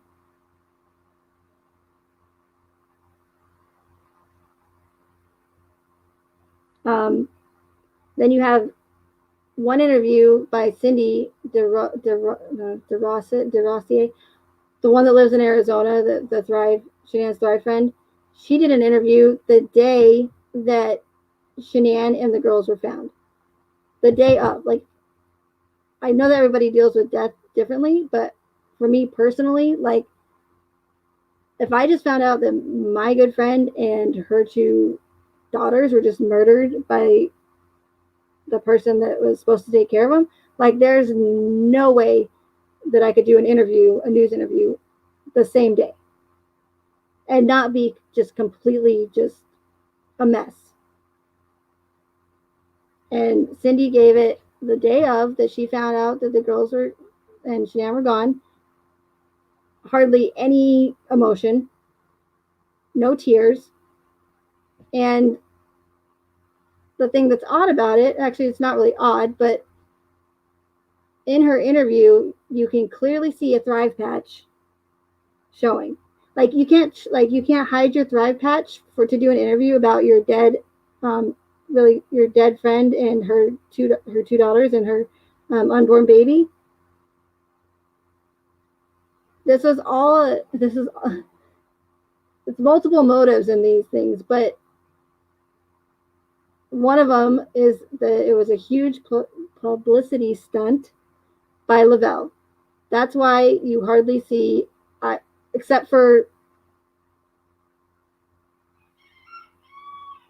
Nicole Kessinger and the police officers, you can't find one photo, one video that doesn't show a Thrive patch, a Thrive product, like all the picture of Shanann's suitcase with all the Thrive samples in it, so you can't see, one picture without any Thrive patches. And then how many times on the news did they say Shanann worked for Thrive, she sold Lavelle, or she worked for Lavelle, Thrive. How many times is Thrive mentioned in the discovery? Like, this is like a publisher's like dream for like advertising a company. Like, and it was all free because they released it willingly to all of us. Like, you know how many times people have watched Shanann's videos of her talking about Thrive? I've watched them multiple times. I mean, not because I necessarily wanted to, but that's part of investigating. But there's a lot of people that were, affected by the case, and that they actually,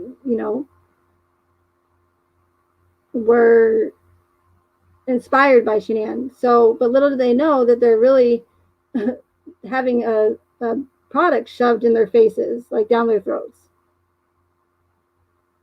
Jen Madison, they started in 2012. There's a lot of 2012 connections, by the way. Lavelle started in 2012. But, I mean, just video after video after video, pictures of just all of them, all their trips, all just Thrive patch. Like, even the one picture of the family portrait of Shanann and the girls and Chris. Shanann's wearing her black label, clearly showing on her arm for a family photo. Like, I'm sorry, but how can you, and I'm not trying to be disrespectful, but how can you can't even hide your Thrive patch for one family photo? I mean, were you really that passionate about selling Thrive like that much that you can't hide a patch for a family photo? Something that you're going to remember for the rest of your life and look at all the time. You want to show your family members, or send a Christmas cards with Thrive. I mean, I get selling a product, but sometimes enough is enough. Like, you just got to kind of not include like your product in everything, in my opinion. And she was passionate, Purple Butterfly, but again, there's not one picture, and so many times in the mainstream media just Thrive and Lavelle over and over and over, and even in Kessinger's interview, she's talking about Thrive. But even though she's talking about Thrive and how she thinks that it kept Chris up all night and it's kind of like crack on a patch, it doesn't matter, because what do they say? Bad publicity is good. Any publicity is whatever the saying is. Any publicity is good publicity. And if you'll notice that Thrive kind of, or Lavelle got away kind of scot-free. Like nobody really like questioned them. Like I saw like a few people, but nobody like physically like went and like actually said, hey, wait a second, I wonder if like Lavelle or these products could actually have been the reason why. No. They got away pretty easily, I would say. Another thing is, there's two that I know for sure, but I think there's one more. But while Graham Coder is interviewing Chris, he's talking, asking him questions, and he says, so what's going on? Why were you guys, so this is not word for word, but why were you guys having troubles? This should be the greatest time of your lives. You guys are making money. You guys have two beautiful kids, another one on the way. You guys seem to be, you guys are thriving. I mean, really? Like, you're going to throw that in, Coder? Like, you guys are thriving? And then, so that's one instance where they threw that word in there. Another time is, and I don't know if you guys have seen this, but it's the interview that Shanann's alleged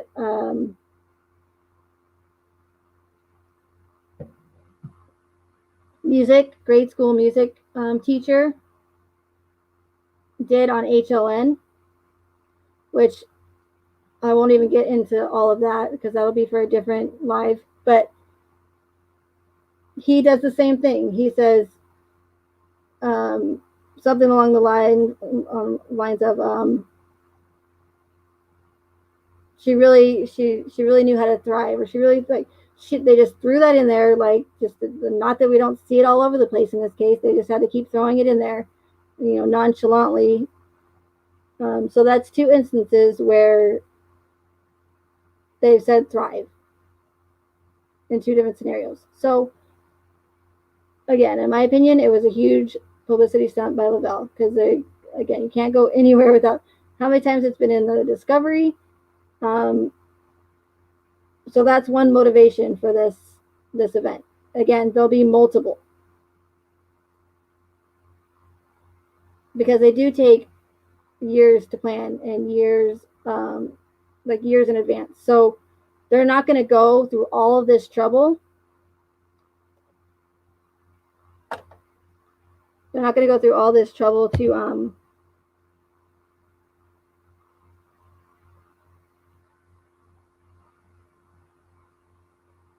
only gain one thing. Sorry, I had to block somebody.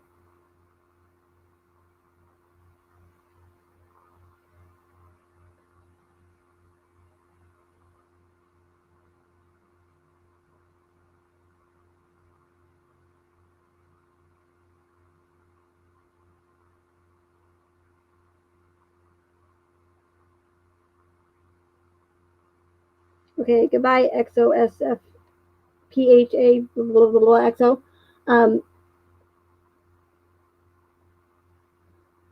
Okay, let's see here.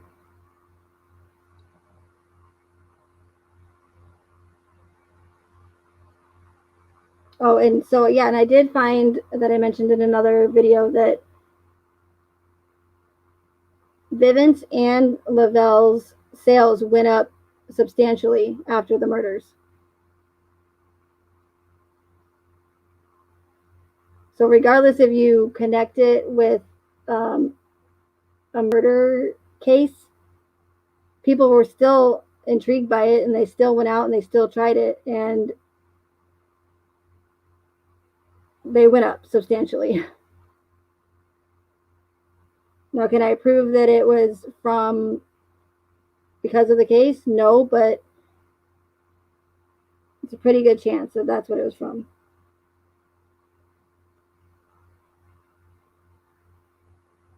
And then another characteristic is going to be the predictive programming. So you have all of the connections in American Horror Story, and there's still so many people that think that how crazy that trailer is that came on HTV, and that it was so odd, and it was, you know, some people think it was spiritual, some people think it was on purpose, some they're still baffled by it. But little do they know, they don't even know of all of the other connections that I've mentioned, and it's overwhelming.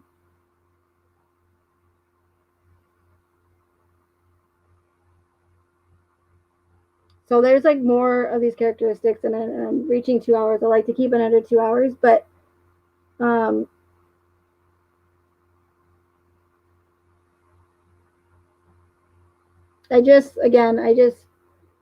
not trying to be disrespectful, and I again sound like a broken record, but I just have to reiterate that because I don't have anything to gain from telling you that nobody died. Like, that doesn't, what would I possibly have to gain from something? What would be malicious about me saying that? You know, like, I'm not accusing anybody of murder. I'm just accusing people of lying.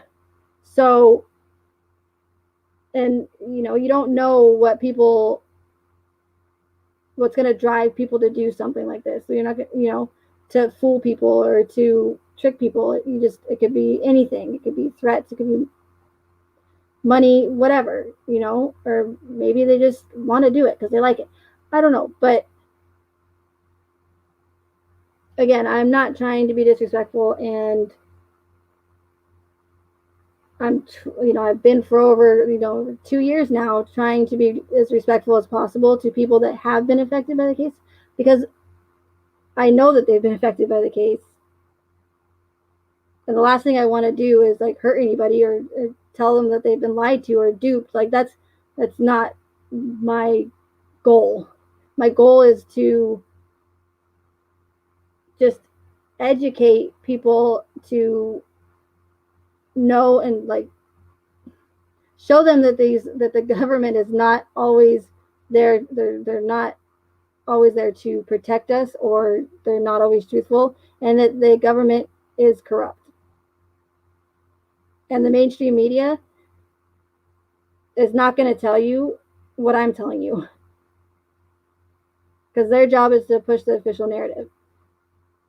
So again, my goal is not to say like, haha, you know, you guys were duped, like you were fooled. No, that's not at all what I'm doing. I want to educate people on these characteristics and these false flags or psyops, so that in the future you guys can spot these characteristics and be able to decide and see which ones are actual, real, horrific, terrible murders that happened to innocent people, or if it was just another show put on by the government to push some sort of agenda. And that's my goal. That's my purpose, because I don't want to see people being lied to and hurt and emotional because of somebody else's selfish gain.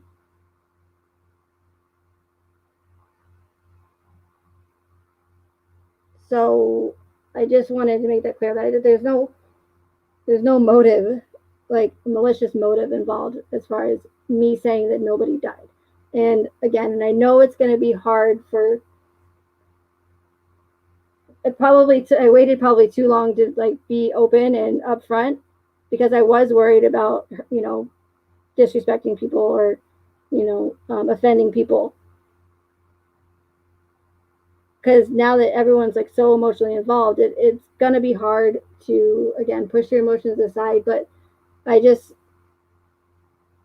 you have to do that if you're listening to me because you want to know the truth or you want to hear different perspectives before ruling them out, then you're gonna have to have an open mind. And if you don't, then that's fine. Then this channel isn't for you. And again, I'm not expecting to, or I'm not claiming to know all the answers, that I know everything, but I do know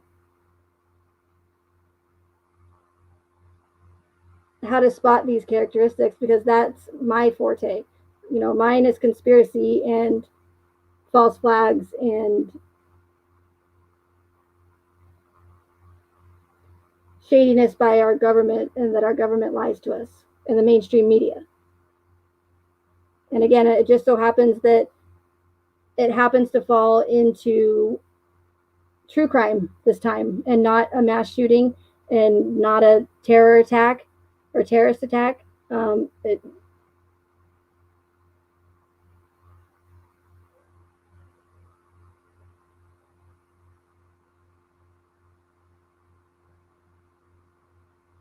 So, like I said, however possible, if you can, just try. You're just gonna have to just push your emotions aside and just know that although that just everything is not what it seems. Like, I don't know how to say this without being disrespectful. Like, because I don't know for a fact that the girls and Shanann aren't dead. But so I can only theorize. And I can only base it around the fact that there's no proof that anybody died. So until somebody starts showing me physical proof and not just circumstantial and just hearsay, again, saying that this guy that never heard a fly in his life took out his entire family for some girl he knew for a month might be enough to convince that all of this is true and that people really died, but it's not enough for me. Add that to all the inconsistencies, and then add that to all of the same patterns and characteristics as other psyops and false flags, then for me, I'm going to have to go with my gut and say that nobody died. And again, it doesn't necessarily mean that Shanann is malicious or she knew what was going on or she was all a part of it. Like, I don't know that. The one thing I can tell you guys is that everything is not what they portray to us. But again, that's all part of the psyop. Like, showing you guys all of Shanann's videos and what a great mother she was, and just making everybody feel like they knew Shanann and the girls because she put her whole life on social media. And everyone feels as though they knew Shanann because she was so transparent and so here's everything on the table, So, and that's understandable, but again, that's all a part. It's all a part of the psychological operation. It's all psychological. It's to pull you in, pull at your heartstrings, and just draw the emotion out of everybody. And that's exactly what it did. That was their goal, and it worked.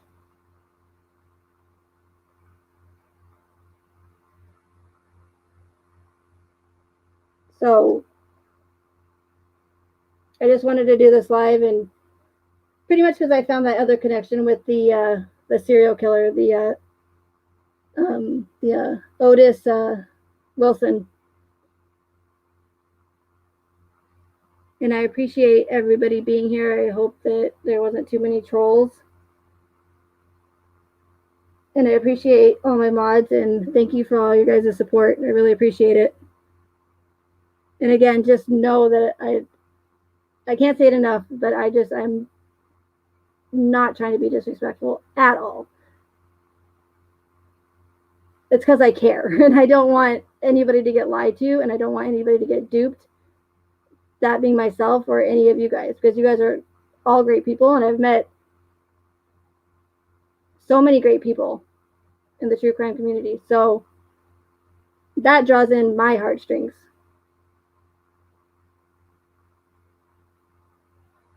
And I actually went out of my comfort zone because you guys know that I'm no speaker. So I went out of my comfort zone and I started making videos and doing lives because that's how confident I am with what I'm saying. If I wasn't, I wouldn't get up here and do this if I just had some, an idea that might possibly be the case. No, I am doing it because I'm that confident in what I'm saying to you guys, and I truly mean that. So,